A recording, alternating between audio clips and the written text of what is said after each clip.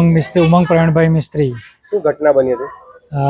સવારે મારા મમ્મી લોકો શાકભાજી માર્કેટ ગયા હતા શાકભાજી લેવા માટે।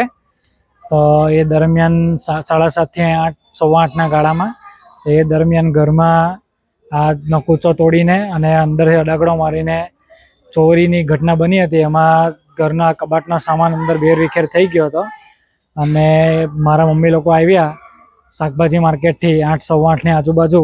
ત્યારે એ લોકોએ અંદર ઘરનો દરવાજો ખખડાવ્યો તો અંદરથી ઘરનું બારણું લોક હતું અને અંદર સામાન ઘરનો બધો વેરવિખેર પડ્યો હતો। હું ઉપર સૂતેલો હતો એ દરમિયાન અને મેં નીચે આવીને જોયું તો ઘરનું અંદરથી બારણું લોક હતું અને અંદર ઘરનો બધો સામાન વેરવિખેર હતો કબાટમાંથી। સોનાની વસ્તુઓ છે, બંગડી છે ને એવું છે અને રોકડ રકમ 40-50 હજારની આજુબાજુ જેવી હશે।